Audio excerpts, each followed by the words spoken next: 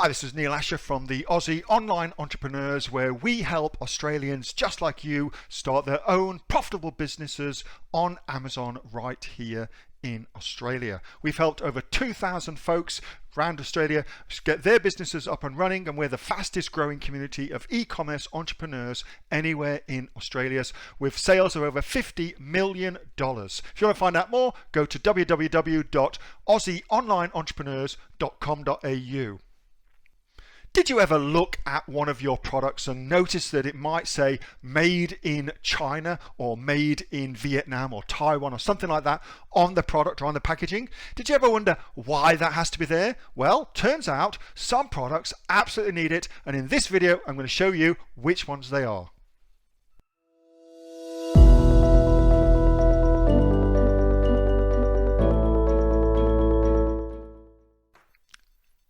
Interesting question. Something that you may not have thought about very much. Do you need to put made in China on your products? Now, little poll. What do you reckon? So you're selling on Amazon. Do you reckon you need to put made in China on your products? If you're selling in Australia, let's say you're selling in Australia, do you think you need to put made in China on your products? What would you say? Just without going and researching it, off of the bat, what do you reckon it would be? It's called country of origin labeling. Country of origin labeling. That's what it needs. That's what it's called. Okay. So what do you reckon that would be? So here's something you may not know. So of course, every country has its own unique country of origin regulations and laws and stipulations about what you need to do. Okay. And without a doubt, at least in the countries I sell in anyway, America is the most stringent, the most strict. Okay, talk about in America in a second. Australia, though, where a lot of you guys sell in as well, Australia, there are no country of origin labeling requirements except, except if you sell in food. So if you sell in the food category, then there are country of origin labeling requirements, very, very strictly monitored as well. But for everything else, there are no requirements. So that's interesting to know, don't you think? There are rules around using country of origin stuff like made in Australia, for instance. There's a shitload of rules around that. So when you can say that, when you can't say that, can you use the made in Australia mark? There's a lot of rules around that. But for all the other things that you would think about, there aren't really any rules at all. It's all kind of a hodgepodge. Okay, there's guidelines rather than rules. So is that, which was shocking to me when I found that out, because in the USA, it is super, super strict about what you can and can't do. So in the USA, I'm going to give you because every single product category is different, but here's the general guidelines for you, okay? The general guidelines. What I do in the USA, and so far I've never ever had an issue, is on the packing boxes that I ship my products into the USA in, so the ones that go into my containers, for instance, on those big packing boxes, big freaking things like that, that has country of origin on it. So if the customs open up my container and they look inside my big frig-off 40-foot container, they'll see my boxes and they'll see made in Taiwan, made in Vietnam, made in China, wherever it may be. Okay, so that's on that for customs.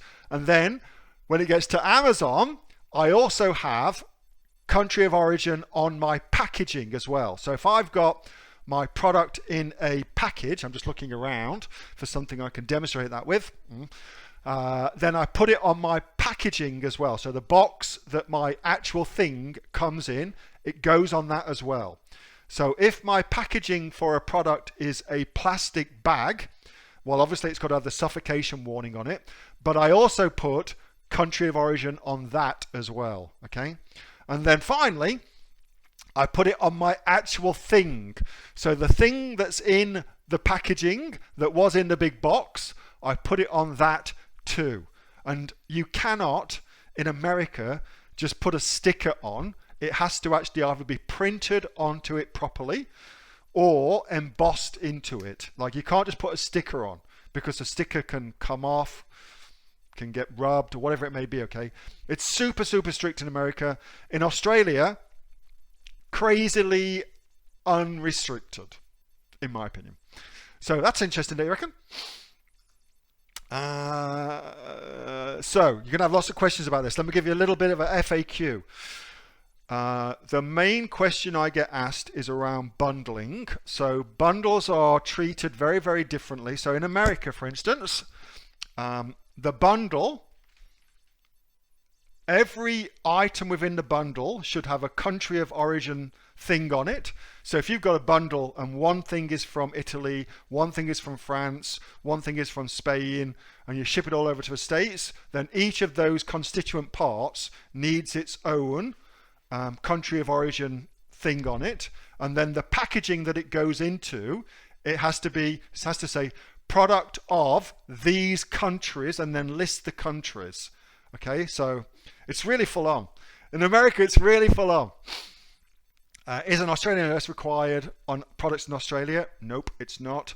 You do not need to put on well, again, food is different. So the two categories that are really fraught, three categories that are really fraught, ingestibles, so stuff you shove in your mouth, topicals, so stuff you rub on your skin in one form or another, and baby stuff. So you can't poison people, you can't Novichok people, and you can't kill babies. Don't do any of that. Outside of that, it's much, much easier, but they're the main things, okay? So if you're selling in any of those, be super, super overly cautious about country of origin labeling. I don't know. So now lots of questions about, I sell X. What is that specific thing? I don't know. So go and do your own research. I do not know every single item of the USA code. I don't know it. I just know it for the shit I sell. All right. So go and do your own research.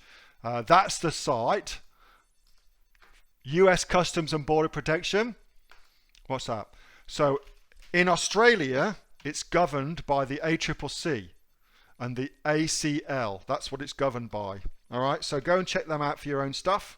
But I've given you exactly what I do, which is I am overly cautious with everything I sell, and I err on the side of being OCD about it, so that if ever the rules do change and all of a sudden it must be on everything, then it's just on everything already. I'm already doing that. All right. That's kind of the place I come from, especially, you know, with geopolitics and the way that geopolitics is such a fluid environment. What's okay one day, China-Australia relationship, may be shot to shit the next day, okay? Xi Jinping all of a sudden decides that ScoMo said something shitty about China and now they don't let Chinese wines in. Well, you know, screw that. You want to be above that, so be prepared, and I reckon that's a better way of doing things.